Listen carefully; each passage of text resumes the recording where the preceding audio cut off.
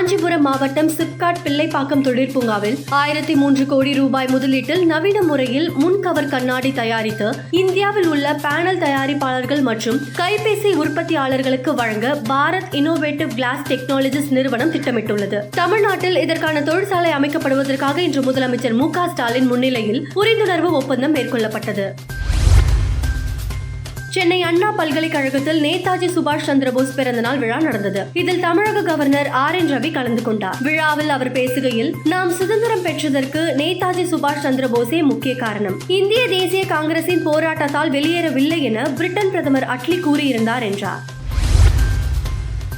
செம்மண் குவாரியில் அளவுக்கு அதிகமாக மண் அள்ளி அரசுக்கு இழப்பை ஏற்படுத்தியதாக அமைச்சர் பொன்முடி மீது குற்றம் சாட்டப்பட்ட வழக்கில் அரசு தரப்பு சாட்சிகள் அரசு தரப்புக்கு பாதகமாக பிறர் சாட்சியம் அளித்து வருவதால் அரசு தரப்புக்கு உதவியாக தங்களை விசாரணைக்கு அனுமதிக்க கோரி அதிமுக முன்னாள் அமைச்சர் ஜெயக்குமார் தொடர்ந்த மனுவை சென்னை ஐகோர்ட் இன்று தள்ளுபடி செய்தது.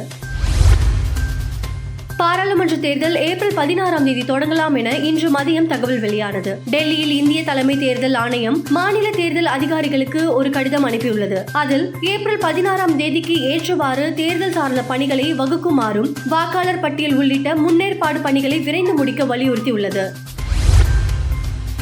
அயோத்தியில் ராமர் கோவில் கும்பாபிஷேகம் நேற்று கோலாகலமாக நடந்தது. பாலராமருக்கு பிரதமர் மோடி சிறப்பு பூஜைகள் செய்தார். இந்நிலையில் ராமர் கோவில் குறித்து நாம் பார்த்தவை நினைவுகளில் பொறிக்கப்படும் என பிரதமர் மோடி இன்று தெரிவித்துள்ளார். அத்துடன் பிராண பிரதிஷ்டை விழாவின் வீடியோ ஒன்றையும் அவர் பகிர்ந்துள்ளார். இந்தியா மியான்மர் எல்லையில் அமைந்துள்ள மிசோரம் மாநிலத்தில் உள்ள லெங்புய் விமான நிலையத்தில் மியான்மர் நாட்டின் ராணுவத்திற்கு சொந்தமான விமானம் தரையிறங்கியது. அப்போது திடீரென கட்டுப்பாட்டை இழந்த விமானம் ஓடு பாதையிலிருந்து விலகி அருகில் உள்ள காட்டுப்பகுதிக்குள் சென்று விபத்துக்குள்ளானது. இந்த விபத்தில் 6 பேர் படுகாயம் அடைந்தனர்.